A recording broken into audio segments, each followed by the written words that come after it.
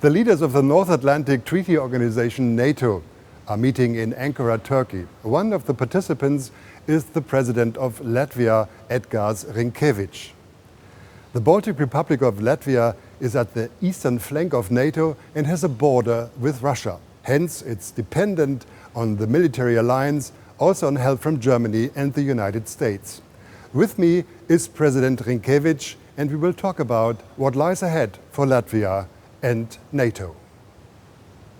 Mr. President, you will meet your American counterpart, Donald Trump, at the NATO summit in Ankara. Mr. Trump just posted that he finds it ridiculous to maintain support for NATO at the current level. Are you scared? No, I think that we have had the discussion about defense spending back in The Hague last year. We have been talking a lot what European allies should do. And I think that the data shows that Europeans, Canadians, and also other allies do make a great effort to increase defense spending. And I think that it is always good to have a discussion with all the leaders and also to put on the table the actual figures. And I think that everyone around the table is going to be impressed by the progress that we have achieved. But if you meet Donald Trump, isn't that always, are you a little nervous because you never know how he reacts, right? No. I think that if you look at the defense spending of Latvia, that is 5%. And we have actually put that obligation to spend 5% of GDP in our state defense financing law. So effective 27, it's not going to be only political commitment, but it's also a legal commitment to do that. And I know that President Trump knows that. What do you expect will be the result of this NATO summit? Will there another commitment to stand together? Will it be a summit about implementation of the goals that are really set? Or what's on your mind? I think it's always important to repeat the political message of unity. And of course, we do have a lot of discussions. We have both private and public discussions. And sometimes you get some impression that things are not going into the right direction. But what we have seen also from the Hague summit, that at the end of the day, after discussion, after the hard work, we do agree on basic things. So one message of unity is always important. That's why actually those summits are for. Two, yes, indeed, we agreed for 5% defense spending last year, but what we are finding is that it's not enough. What really matters is capabilities. You have money, but you also need to have armament, missiles, equipment that you can buy with that money. And here we see that we have some issues with defense industry. So if we can make another step forward, that after the commitment of 5%, we also find ways how we actually transform this money into real capabilities, that's going to be this success. Number three, I think that it is very important that at NATO summit we agree to continue supporting Ukraine. Talking about the capabilities that Europe needs to defend itself, do you think Europe is on the right path? Are the Europeans spending the money on the right things, like anti-drone equipment, or is it still the old thinking of we need tanks and soldiers? I think our challenge is that actually we need everything. That's the trouble. Of course, what we see that when there is a war, technologies are developing really fast. Drone systems, anti-drone systems, electronic warfare, also robotic technologies, also undersea drones. Those technologies are developing, I would say, at lightning speed. And of course, we all try, and we are also doing that, we try to learn from Ukraine. Having said that, we also see that still there is a classical warfare. Still we see that Russians are trying to make advance in Ukraine. So what it means, you also need mines, artillery shells, you need tanks, you need armored personnel carriers, and how to strike the right balance. That's, by the way, is another thing that we need to discuss at NATO. We have so-called NATO defense capability targets. That's commonly agreed targets that each and every member state armed forces should achieve. Not everything, I believe, has been balanced in those targets. It doesn't mean that we don't need some things. We simply need to prioritize what we do first, taking into account security environment, and what we build a little bit later. The Americans already announced that they will reduce the number of troops in Europe over time. Do you think the Europeans will be able to replace these commitments or these displacements? I think that we still have a bit complex issue there. Indeed, we are informed about the posture review by the War Department. Indeed, we are working closely on bilateral and also NATO level. At the same time, we also know that there are plans to decrease in some countries and to increase in other countries. Our own experience with the United States so far has been positive. I just had an opportunity to have lunch with American troops stationed in Latvia. We were celebrating 250th anniversary of the United States. They just arrived. But of course, what is important that we have NATO planning, and then of course we also need to have clarity on the United States commitment. And I would say that indeed we as Europe neglected for a very long time warning signs from the United States that we should do more.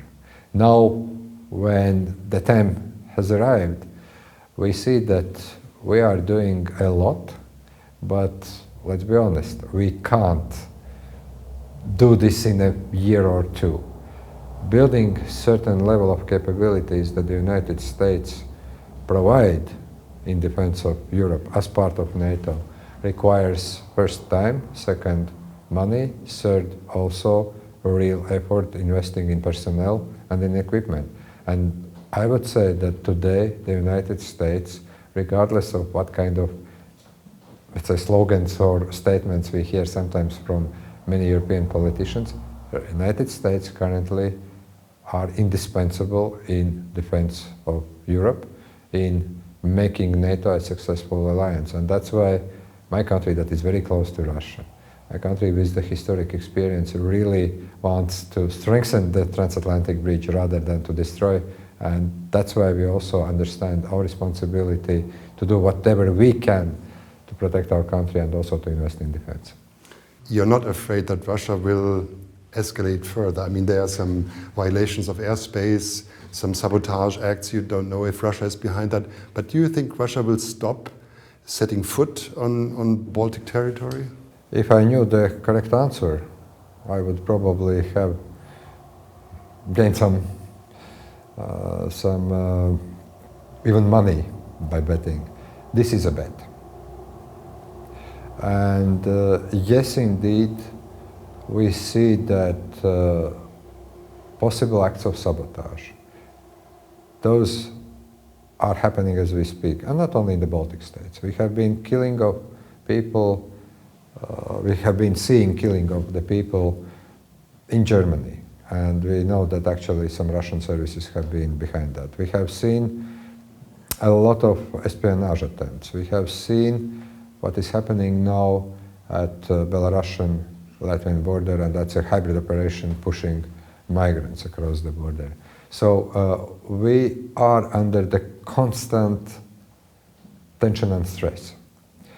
And yes, indeed, there are two schools of thought. One saying that if Ukraine continues to advance and takes strategic initiative, Russia is cornered and Russia can test us.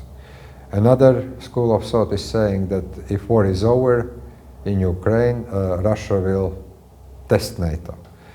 There are people who are saying that there can be all options. We have to be prepared. We can't rule out anything. But I would say we should not be afraid. We should simply give a very, very short and powerful message. If Russia challenges NATO, NATO is going to respond appropriately. And that is something that I sometimes miss in all this kind of information overload that we are having. We have experts, we have intelligence services making all kinds of predictions. If you are a decision maker, it's sometimes very difficult to sort out which is, the true fact, which is just an assumption. But I think that the message that we are sending to our NATO allies, we must be ready to all kinds of possibilities. But having said that, full-scale invasion at this point, today, is not possible because Russia does not have troops. All kinds of provocations, yes, those are possible. The NATO summit will also deal with Ukraine and the future of Ukraine. Do you see any possibility for the Europeans to engage more in finding a kind of peace deal, a way to peace in Ukraine? What can Europe do? I think that it is impossible to achieve peace in Ukraine without Europe, for many reasons. One reason is that I think that Ukraine wants to become EU member, it deserves to become EU member, and actually it's in our interest that Ukraine becomes EU member, also for security reasons. With such capable army, the defense of Europe would be much, much more different. Having said that, I also understand all the difficulties. EU enlargement process is not, a political one only. It's also merits-based, and you have many things to do. And at the end of the day, all EU member states should agree, and we know that this is going to be, mildly speaking, rather challenging. That's one. So for Ukraine to have a lasting peace means also to be part of Europe. For also us, I think it is important that if there are any deals, and we have seen all that political and diplomatic effort last year and at the beginning of this year, that we are sitting at the table, not on the table. That's clear. But what I also see is that, unfortunately, Russia is not willing to sit at the table. With Ukrainians, with Americans, Russia still believes that it may and it will be able to win this war. It seems highly unlikely, and I think that realization will come sooner or later, but I don't see that at this point Russia is willing to have a diplomatic process. At least till the end of the year, I don't see this kind of trend. If I'm wrong, I'll be happy to see and to correct myself, but I don't see this. With my last question, let me return to the beginning of our conversation to Donald Trump. The US president seems to have lost interest in finding a peace deal in Ukraine. He's focused now on something else, Iran, the Gulf. Do you think you can change his mind in Ankara somehow? I think that the world is still very much interconnected and complex place. And we saw what had happened with the crisis in the Middle East. We saw the effects on economy, we saw actually some effects also on the way how the diplomacy is being conducted. I do believe that from the latest reports, there is an interest to restart some kind of political process, also on the part of the United States. When it comes to the Middle East, when it comes to Iran and Hormuz Straits, I do hope that Ankara is going to close this misunderstanding that we had. Mr. President, thank you very much for the interview and for your time. Thank you very much.